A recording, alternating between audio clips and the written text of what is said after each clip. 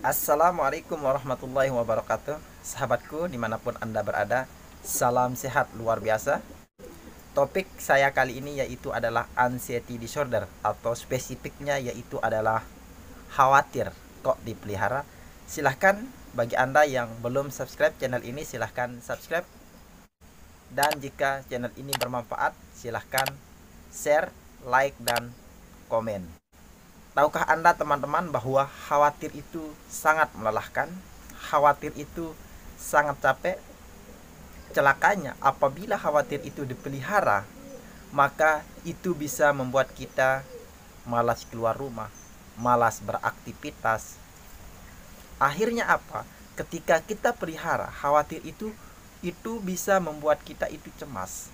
Nah, cemas itu apabila dipelihara, maka itu bisa mengakibatkan kita itu depresi. Nah, depresi itu ketika dipelihara, maka itu dapat menyebabkan kita itu memiliki gangguan jiwa. Ada sebuah riset mengatakan bahwa 47% khawatir itu tidak terjadi. Artinya bahwa 53% khawatir itu akan terjadi. Tapi nyatanya khawatir itu tidak akan pernah terjadi. Contoh sederhana yaitu apabila ketika kita mau beraktivitas, mau keluar rumah, kita mau cari teman kita untuk ngobrol, kita mau naik motor, sebelum kita melakukan itu, kita sudah khawatir duluan. Jangan-jangan nanti di jalan saya akan jatuh. Jangan-jangan nanti di jalan saya akan kambuh. Jangan-jangan nanti saat saya ada di lokasi saya akan pingsan. Nah, ini semua yang pernah saya alami, teman-teman pasti merasakan apa yang pernah saya rasakan, tapi nyatanya perasaan khawatir itu tidak pernah terjadi sama sekali di diri Anda.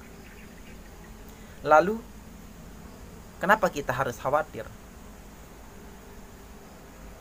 Perasaan khawatir itu tidak akan terjadi. Contoh lain, jangan-jangan hari ini akan hujan. Tapi itu tidak terjadi. Sehingga kita bisa membatalkan semua planning kita. Akhirnya kita menunda aktivitas kita.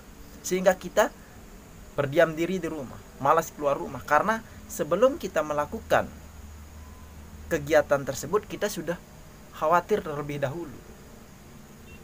Akhirnya ketika khawatir ini dipelihara, maka itu dapat membuat diri kita itu semakin panik, semakin cemas. Tahukah Anda teman-teman bahwa khawatir ini sangat melelahkan? Bisa membuat berat badan kita itu turun drastis. Karena apa? Setiap hari otak kita ini selalu diaktifkan. Sama sepertinya otak kita ini konslet. Dalam arti, otak kita ini setiap hari memikirkan hal-hal negatif, hal-hal yang belum terjadi. Sehingga ketika kita dalam jangka 3 hari, 2 hari, otak kita itu tidak berhenti memikirkan hal-hal negatif, kita bisa demam. Akhirnya, saat kita memiliki gangguan cemas, kita demam, kita merasa jangan-jangan kita memiliki penyakit tertentu, kita terkena corona karena kita demam. Padahal kita itu demam akibat daripada khawatir yang berlebihan, akibat daripada gangguan cemas itu. Oleh sebab itu, mulai saat ini, pikiran-pikiran negatif yang Anda rasakan, ubah menjadi pikiran-pikiran positif. Mulai hari ini Anda harus rileks, mulai hari ini Anda happy. Bagaimana caranya? Yaitu adalah Anda mulai bersyukur, mulai tersenyum. Buka mulut Anda, mulai tersenyum, dan syukuri apa yang Anda rasakan saat ini. Maka ketika Anda sudah mampu bersyukur, setidaknya kita sudah mengurangi perasaan takut, perasaan khawatir, perasaan cemas tersebut. Karena apa?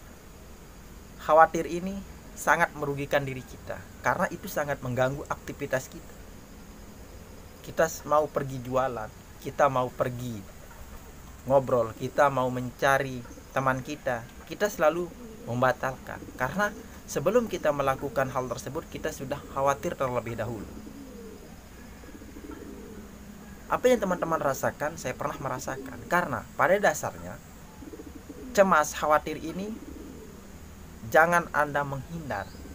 Karena ketika kita menghindar, maka itu tidak mengurangi gejala sensasinya. Tapi kita harus siap hadapi, kita harus berani. Karena hidup ini ada dua sisi. Malas sama dengan rajin, takut sama dengan berani, yakin sama dengan cemas.